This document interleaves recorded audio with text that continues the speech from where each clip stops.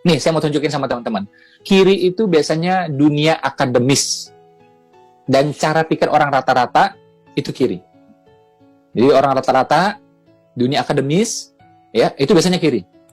Ya. Nah, kanan ini biasanya dunia pengusaha, secara umum. Ya, secara umum gitu. Walaupun ini tentu ada kaitannya, nggak bisa dilepaskan sama sekali. Nah, apa maksud saya? Tentu otak kiri ini berguna. Cuma cara pikir kita selama ini udah terlalu kiri. Ya, sudah terlalu kiri gitu. Bablas kirinya sudah. Ya, serba hitung-hitung, serba hafal-hafal, ya kalau nggak ada hitungannya nggak berani, ya.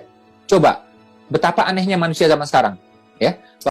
Jadi ya, Bapak Ibu, coba perhatikan orang ya, ini saking candunya sama dunia kerja. Saya bilang sama mereka, ayo buka usaha, ya. Wah, nggak ada modal Mas Ipo, nggak ada ilmu Mas Ipo, nggak ada pengalaman, macam-macam dicari alasannya, ya. Nggak ada garis keturunan gitu. Nah, kalau ngomong garis keturunan ya kita sekarang jadi pelaut, ya kan? Karena nenek moyang kita katanya seorang pelaut gitu kan. Nah, ternyata kan nggak harus juga ada keturunan gitu kan. Garis tangan nggak harus juga pakai garis tangan gitu. Ya, Nick Vujicic itu bahkan tangan aja nggak ada. Ya, itu motivator pengusaha dari Australia, tangan aja nggak ada, boro-boro garis tangan, nggak ada dia. Ya, garis tangan, garis jempol semuanya nggak ada gitu. Ya. Nah, sebenarnya itu nggak harus. Ada lagi bilang apa? Nggak ada modal. Oke, nggak ada modal. Tapi coba kita bilang sama dia, ini ada lowongan pekerjaan, oke? Menjadi supervisor di bidang ini, oke? Untuk menjadi supervisor di bidang ini, kamu harus ikut training, ya, sertifikasi, di mana sertifikasi itu nilainya 1 juta rupiah. Apa yang mereka lakukan?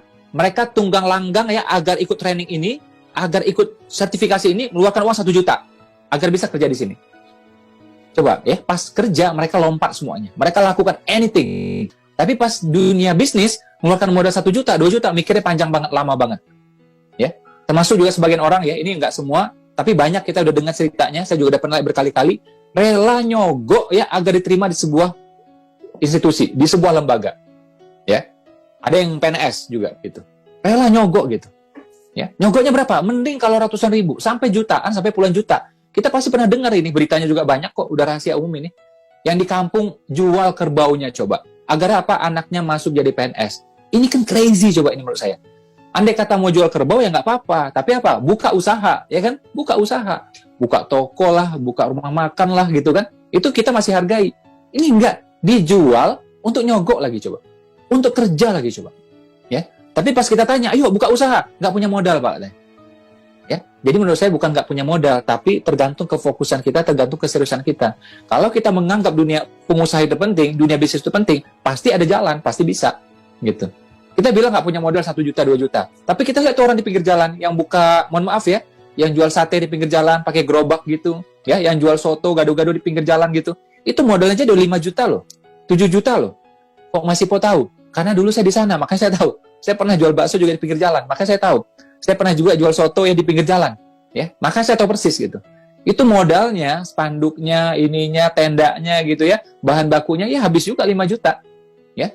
Dan itu kadang-kadang dipalakin sama oknum, ya. Terus apalagi dipalakin sama preman. Terus apalagi didatangi sama makhluk halus, tahu nggak? Serius nih, demi Allah saya bilang, nggak bercanda saya ini. Kita nggak main, dikirim sama orang. Dikirim sama orang. Ya. Bapak Ibu kalau nggak percaya omongan saya, ya, kalau nggak percaya omongan saya, itu tanya sama orang-orang ya yang jualan di pinggir jalan itu. Rata-rata pernah ngalamin kejadian kayak gitu. Dianya nggak macam-macam, orang lain yang macam-macam dikirimin. Gitu. Jadi modal. Nah, tapi kenapa memang orang nggak berani dalam dunia usaha, dunia otak kanan ini? Karena memang dunia usaha ini memang yaitu ada ketidakpastian.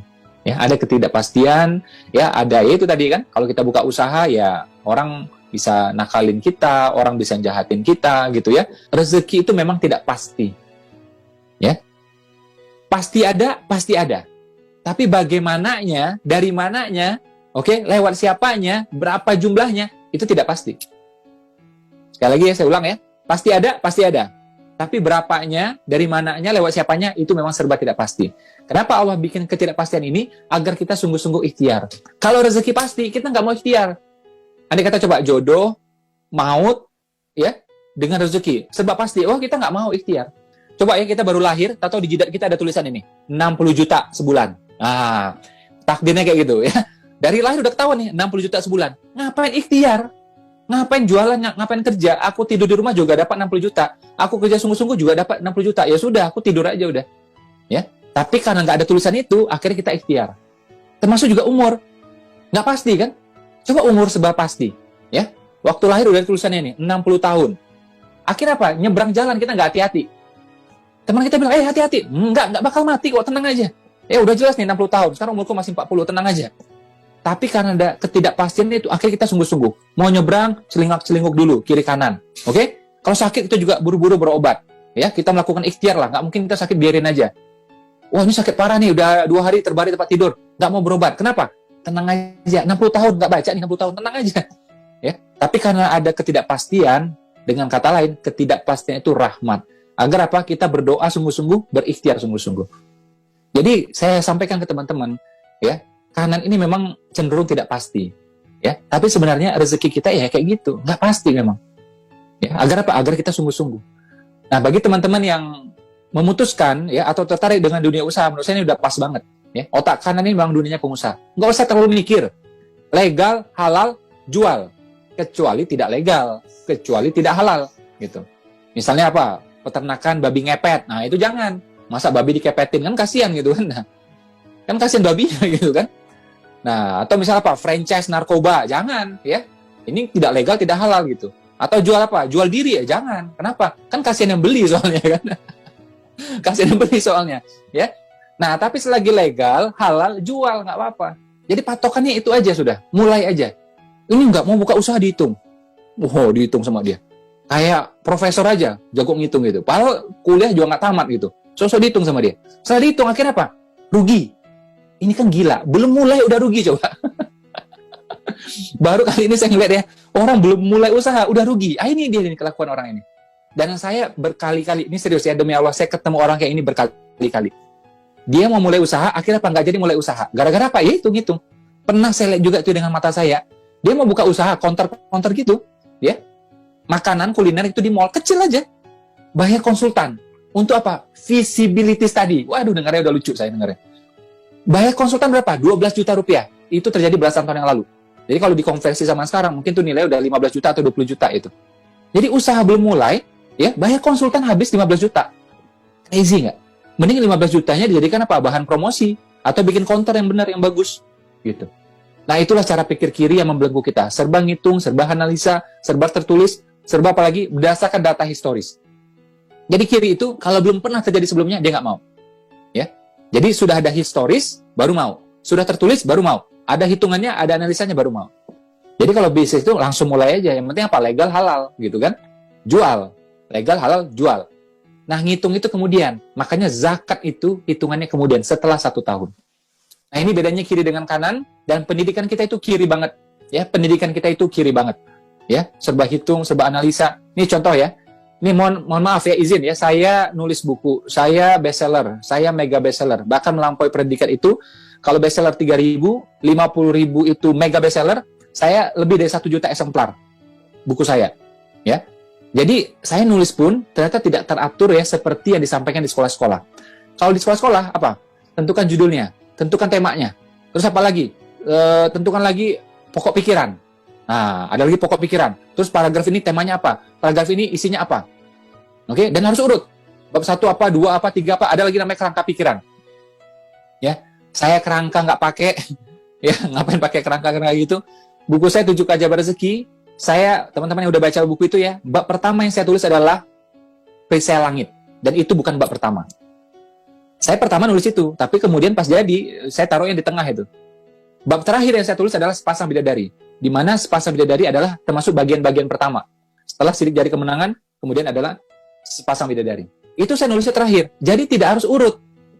Bapak Ibu coba lihat ya film Avengers. Ya, itu apakah urut ceritanya? Enggak. Captain Marvel itu ceritanya mundur kan? Zaman dulu gitu. Munculnya malah kemudian. Pas Avenger menjelang Endgame, ya pas yang paling akhir, ya baru tuh muncul Captain Marvel. Dan ceritanya mundur, zaman mudanya semua. Ya, Fury itu.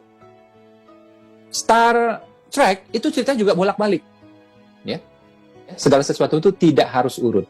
Ya, kalau orang buka usaha contohnya gitu ya, harus punya pelang dulu, harus punya toko dulu, ruko dulu, nggak harus.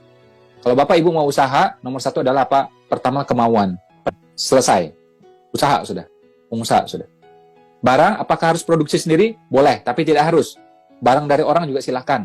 Ya, kita misalnya jual iPhone ya, buka counter gitu, kan nggak harus produksi kan? kita jual iPhone nih, kayak handphone saya yang lagi tayang ini iPhone, itu nggak harus produksi kan. Nah, barang dari orang, ya kita yang jadi distributor, silahkan juga. Ya, jadi tidak harus urut. Satu-satunya profesi yang harus urut adalah tukang urut. Ya, nah, hanya tukang urut yang harus urut. Selain tukang urut ya, kita bisa mulai dari mana saja. Oke, dari brosur dulu, boleh. Dari Instagram dulu, boleh. Ya, dari mana saja juga boleh. Intinya penawaran. Karena kalau kita nggak menawarkan, ya orang lain nggak tahu. Gitu. Ya, jadi harus mau menawarkan.